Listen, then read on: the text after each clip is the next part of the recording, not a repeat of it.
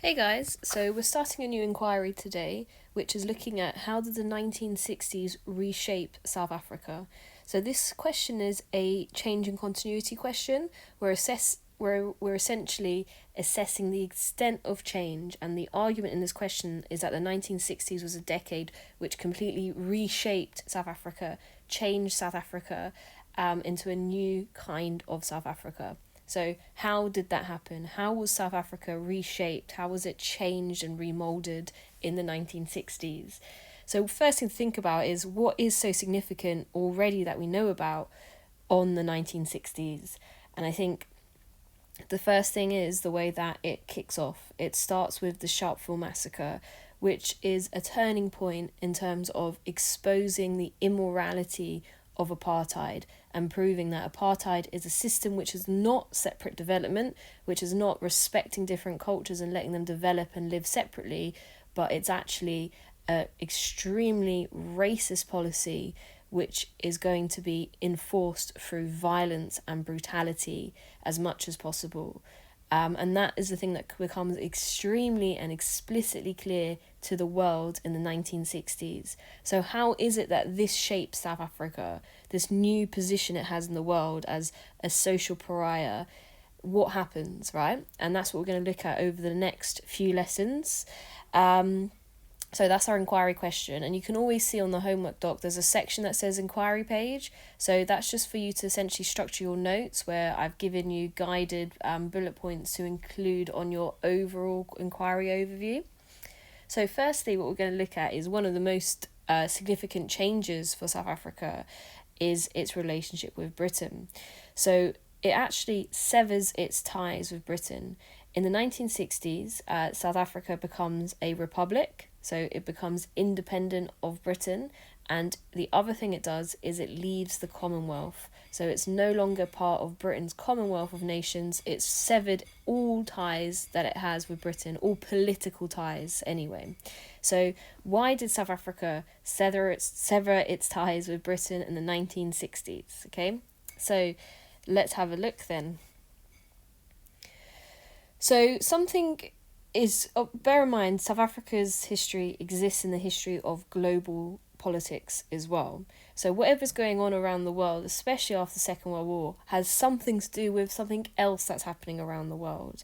And one of the things that's so significant about South Africa at this time is its changing relationship with Britain. And what are the reasons for Britain having to change its relationship with South Africa? And it's something to do with the shift in Britain's foreign policy after the Second World War. So if you think back to Migration, Empires and the People, you can think about how Britain's position in the world had changed. And I think this is a great cartoon to symbolise that. It's this idea here of the great lion, and if you look at the lion, it looks weak, it looks cowardly, it looks scared, and Great Britain is very clearly an island on its own. It's not even a big landmass, right? So essentially, after the Second World War, Britain has to sever its ties and cut its ties with its empire, and that's for a multitude of reasons. So if the 19th century was Britain's century of empire, so you've got here a picture of Cecil Rhodes and this idea of British imperialism and colonisation and this feeling of British superiority, that's what the 19th century was like. By the 20th century, especially the mid-20th century, Britain was too weak to suppress rebellions of people trying to fight for independence. So Britain ends up having to concede to independence movements, which obviously started with Ghana and then escalated and led to further decolonisation in Africa, which was the result of independence movements, not Britain giving up its power willingly. So why is it then that Britain is kind of forced to not throw everything it has into fighting independence movements? So one of the reasons is it's not sustainable. The empire would be too expensive to maintain. Already by even 1914, the empire was actually more of a burden on Britain than an actual benefit because it was so expensive. Also, there is the changing view in the world of the idea of empire and self-determination. So obviously you have the Second World War was, as much as anything, a battle of ideas, and it was a fight against fascism and Nazism, and a fight against the idea that one country or one people can be superior to another country. Now, if you were to look at Cecil Rhodes, and if you remember when you read his Confessions, the essay that he wrote about Britishness, if you read that, it could be very easily something that was written by Adolf Hitler, because those ideas of empire were the ideas of white man's burden, social Darwinism, and white supremacy, talking about things like the English race is the greatest race in the world, and so it is the English mission to spread its ideas and its civilization to inferior people. So these ideas are just not compatible anymore with the worldview, and the worldview is increasingly being shaped by a conflict between two great superpowers, and that is America and the USSR. So you have the Cold War starts in its full intensity after the Second World War, where the Honourable Alliance breaks down between the Western powers and the USSR, because the common enemy of the Nazis has been defeated, and it's essentially a battle of conflicting ideologies to have the most influence around the world. So essentially it's the ideas of communism that the USSR represents, and those ideas, even though it didn't necessarily happen in practice, at least they were saying that these were their ideas and their values. So the communist ideas are things like equality, fraternity, and all those sorts of things. So everybody is equal, all races are equal. For example, the father of the Russian Revolution, Vladimir Lenin, he talked a lot about imperialism, and he reinterpreted Marxist ideology, so the communist ideology, and directed it towards decolonization and having scathing criticisms of imperialism. So recommend reading those amazing pieces of work, which have influenced people like Sobukwe and other people that we've learnt about in South Africa. So the communist side are trying to dominate by basically making more spheres of influence. And what the sphere of influence is it's just about having countries which you're either kind of more or less directly ruling over, and they're puppet governments. So the Eastern Bloc of Europe were puppet governments, so the USSR were, for all intents and purposes, in charge of those countries.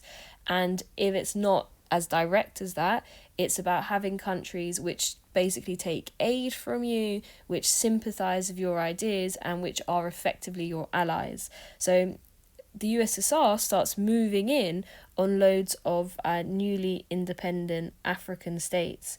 For example, people like Kwame Nkrumah were influenced by communist ideas. So the idea is that Britain is fearful that if they don't have a positive relationship with their former colonies, those former colonies are going to go straight into the hands and be friendly with the USSR. So on the flip side is the Yanks, the Americans. So they are advocating the capitalist idea. So whereas communists is advocating freedom through equality, capitalism is advocating freedom through individual choice. So that would mean that you have the freedom to get rich, you have the freedom to starve as well. And to them, it's about a meritocratic society where the harder you work, the more you get out of society. Obviously, we know there's a lot of limits to that. But essentially, America is just throwing money behind countries, trying to stop them being communist, trying to encourage them to become a capitalist nation, advocating the things like individual freedom and democracy as well. So both of these countries are trying to just essentially spread their spheres of influence around the world, and trying to have more and more countries which are friendly to them. So Britain's obviously in a position where it's unable to afford its empire anymore. And that's represented with the Suez Canal crisis in 1957, where Britain tried to exercise its muscles, flex its muscles by encouraging Israel to attack Egypt, and then trying to go in as the power to try and save Israel against Egypt, And really all it was about protecting the Suez Canal because it was good for Britain's economic interest. The whole world saw through this and they said, Britain, what are you doing? You need to stop this stupid war and you need to protect Egypt's right to self-determination, so stay out of it. So it is very clear that not only is Britain unable to fight on its own, but other countries are condemning them for their actions. And obviously we have the sphere of influence, so Britain's input to America's sphere of influence is about trying to keep its former colonies happy through a happy Commonwealth. So that's essentially the issue for Britain then. It's on a balance here. It needs money, it's quite poor. South Africa is a good stream of revenue for them, and they're a good country to trade with too. And then the other hand, it has people in its Commonwealth who it also needs to keep happy as well. Okay, so just pause it if you want to write that down. So you have then 1960, a very important year then for South Africa. So in January 1960, you have Verwoerd announcing a referendum on a republic. So they hold a referendum, and the referendum is to decide whether or not South Africa should be independent of Britain, and that is announced in 1960. So bear in mind that South Africa is part of the Union of Britain. So they share the same queen. They have a prime minister and not a president because the queen is the head of state. And Britain passes laws through the British Parliament, although only very much a tokenistic kind of thing. So it's a technicality, but Britain still rules over South Africa. And Verwoerd holds this referendum kind of saying, let's go out on our own, let's be independent of Britain. So Britain kind of has to react to this, and they need to try and improve their relationship with South Africa to try and stop them having a referendum, voting to leave Britain in the referendum. In the same way that we saw the same things happening with Scotland trying to break away from the Union only a few years ago. You had our prime ministers going there and saying, stay with us, we're great, all that nonsense stuff. Whoops. So you have then in February 1960, the Prime Minister of the UK, Harold Macmillan, goes to visit South Africa. And he's actually the first British Prime Minister to do this, formally anyway. And he goes there to mark 50 years of union. So it's about marking 50 years of the union of South Africa and trying to advocate positive relationships with South Africa. So what I want you to do then is I want you to do kind of like notes or a mind map, just very briefly, about why is it that the National Party want independence from British rule. So thinking about things like the Afrikaner identity, and that's a crucial thing to bear in mind with South Africa. You have British South Africans and Afrikaner South Africans. So obviously those Afrikaner South Africans hate the British, thinking about things like the Boer War and that sort of relationship with them historically. And then what I want you to think about as well is, why do you think they did not organise this sooner after they elected in 1948? So just pause it for a second so you can just note some thoughts down from that. Unfortunately, we're not here to discuss it together, so just putting down your notes will help you anyway. So that second question you might have found a bit harder to answer, but essentially with that, it was they had just kind of, the apartheid government, the National Party, came in through borrowing votes from British voters. So those British voters would still have a tight relationship and still see themselves as British, just that British people voting for the Afrikaner Party. So it's about waiting longer than 1948 for the referendum, because it's about proving to the British voters that you're actually safer with the Afrikaners than with the British people. Okay, so Macmillan, when he goes there, he delivers the Wind of Change speech. So this is the second time Macmillan delivered the speech. The first time was in, see if you know, Ghana. Okay, so the first time he delivered the speech was in Ghana, and it is essentially a speech about decolonisation. So just pause it so that you can go on the Google Drive and watch the clip that says Macmillan clip.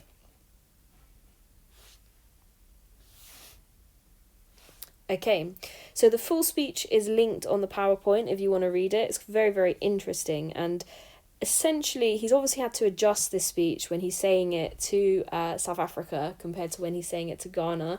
If you want to be a proper SWAT and a cool human being, you can go and compare the two speeches and see the nuances and the difference, because obviously the audience is different. In Ghana, he's speaking to a newly liberated people, whereas in South Africa, he's speaking to a hostile audience. But essentially, his message to South Africa is the wind of change is blowing. Liberation will happen. And, when he says whether we like it or not, really indicative of the fact that even Britain still has their views of white superiority, as much as they're pretending that they're these new sort of liberal-minded people. But anyway, so you can see in the speech then, he's very clearly saying the wind is blowing. You either need to step out of the way and let it blow past you, or it's going to knock you right out. So his message to South Africa is stop with apartheid. And he actually talked about something called pragmatism, and he said this privately to Verwoerd. And when he went to see Verwoerd in 1960, he went to visit his house, and he was struck by the fact that every single person in Verwoerd's house was white, even the servants. And he said, Verwoerd, why do you have white servants? Surely the black servants are cheaper. And Verwoerd is such a fundamentalist that he didn't want any black people in his house, and he wanted to keep that separation as much as possible. And Macmillan says to him, you need to be pragmatic about this.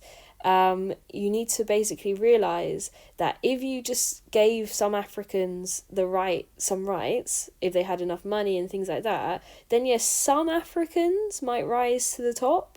Obviously, that's not great, but at least the rest of them will think that they can rise to the top too, and then they're not going to rebel. So essentially, capitalism is the best form of segregation, rather than doing it economically rather than politically. So Macmillan's no saint in going there and saying you need to give Africans equal rights, but what he's saying is you give them those political rights and then the economics will keep them poor. So anyway, I don't know what I was saying there, I was going off on one. Anyway, so as you can see from the speech then, it's clear what he's saying. It's clear that he's saying that South Africa needs to essentially modernise, it needs to give Africans rights in South Africa, because the times have changed, the world has changed, and you cannot control people for too long, they will bite back. So what I want you to do then is, unfortunately, unless you have a printer, you won't have the sheet. It is in the drive though, if you want it. So what you can just do instead is just write Harold Macmillan's Wind of Change speech, and then as a subheading, and I just want you to summarise the key points of that speech. Then once you've done that, I want you to just reflect on what we were saying earlier, and just under the subheading, I shouldn't say what, sorry, it's just say why the Winds of Change speech was made, okay? So just pause it so that you can just jot down those notes. Okay, so Verwoerd responds then, and I'm going to let you listen to it before I say anything, but I've put a clip on the Google Drive which was a recording of the speech, and it's actually it was quite hard to find a video one of it, and I think just when you're watching it, I want you to think about the nature, origin and purpose of this. So it's a clip that I found on YouTube, but it's a clip of Verwoerd's speech. Look very closely at the subtitles and the images used to invoke emotion from the speech. And also just think about what it is that Verwoerd's saying. So thinking about what the content is, but also about the person who you can assume uploaded it. So just give you a minute so that you can watch that and think about those things. Okay, so I think the first thing that is to be noted is the fact that the subtitles are in Portuguese. And that is to do with Portugal's relationship with empire. So here in the UK, we're not fantastic with acknowledging our role of empire at all, but we at least have enough strong academics who have condemned it so that people are at least a little bit uncomfortable with glorifying empire on the whole. It's still glorified, and I think we're going to see a rise in the glorification of the British Empire again in historiography, but there at least is a different and a problematic relationship with empire in the UK. However, if you watch this clip, it's this Portuguese person has clearly put it together, and it's clearly glorifying it, looking at the empire, having that music in the background, the soldiers marching and so forth. And that's because, obviously, remember, Portugal had empire in southern Africa in the 1960s. And Portugal had a dictator who was in charge, Salazar, until the 1970s, and essentially he made it a crime to criticise the Portuguese Empire. He made it a crime to criticise any of the great Portuguese explorers. There are bridges, there are streets and so forth named after Vasco da Gama and what they consider to be their great heroes of history. So it is a very different culture there in Portugal, and it's one that I think is so fascinating. A student last year did her EPQ looking at Portugal's relationship with empire, and I think it's definitely something to look at just for further interest because it's so fascinating. Anyway, enough about the source, but essentially you can see in the clip Verwoerd's response is so interesting. It makes you feel a bit sick actually. But essentially he's saying, yes, I see, we're talking about independence, but we need to do justice to all. And he's talking about the white man of Africa being a victim. We represent the white man of Africa. We're the people who brought civilization. We made it so that black nationalists can think because we gave them an education. Obviously completely untrue. We brought industrial development. And you can see this idea that this is our motherland. Hey, where else are we going to go? If we're going to give these black people their rights, they're going to take over and they're going to kill us all, and we can't even run away because we don't have a motherland. This is our motherland. And again, you see that empty land myth coming through. We set up a country bare, and then the Bantu came and settled afterwards. Obviously completely untrue, as we saw from our first lesson on South Africa on the Golden Rhino. So he's very much playing the victim in this. So what I want you to do then is summarise Verwoerd's reaction to the speech. And do we think the wind of change will impact South Africa? And obviously, if you have any idea of dates, this speech was said in 1960, the winds of change began in the 1950s, and apartheid did not fall into 1994. Okay, so just pause it so that you can just write down some notes. So, 31st of May, 1961, South Africa goes to the polls, and you end up having a victory for South African apartheid because South Africa becomes a republic in 1961. Something that is amazing as a coincidence in this is the results. 52% voted yes to South Africa becoming a republic. So 52% voted yes to leaving a union, and 48% voted no. That is the exact same result as Britain's vote to leave the European Union. Don't know if it's something about a republic vote or something, but I think that's so fascinating. The Queen is then removed as the head of state and replaced with a president. And essentially the constitution combined the old powers of the Queen and the Governor General. So you end up having a state president in South Africa. So it's without a political role and is elected by the legislature. So what I want you to do then is I want you to think, okay, so focusing on what's this massive change has happened, how could this reshape South Africa? What opportunities does this give South Africa? What change has this caused? And what word could you use to describe the change? Drastic, radical, gradual? So think about the different words that we've used before and just write an answer. But I think one thing to bear in mind when you're thinking about this is it quite a radical change, or is South Africa being able to go on as it did before? Because what did Britain realistically do in the Union? Not much, right? Anyway, so just pause it and just I want you to answer that question. Oh, I forgot to say, replace the pound with the rand as well. So they no longer have the pound, they have their own currency. So economically independent as well as politically. So the Commonwealth then. What is the Commonwealth? So the Commonwealth is essentially former countries which were part of the British Empire who now have independence. and it's essentially about Britain trying to keep its close relationship with those former current countries.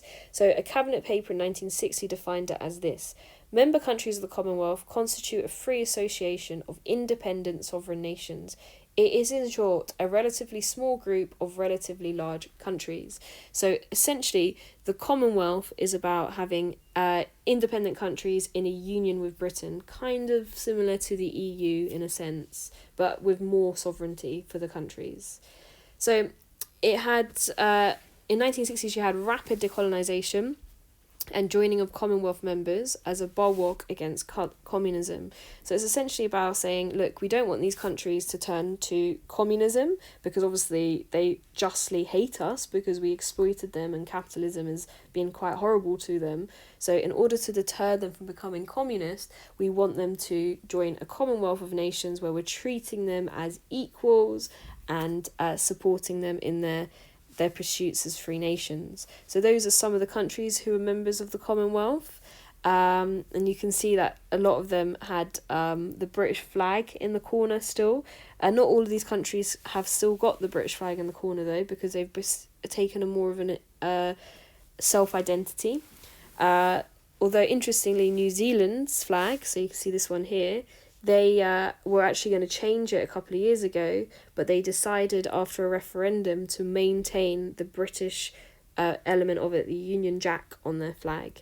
So today then we have it as a voluntary association of 52 independent states who are equal and sovereign. So I'm just going to pause it for a sec, and I'm going to have to do, because it's going to run on too long, and you can continue in part 2 of the clip.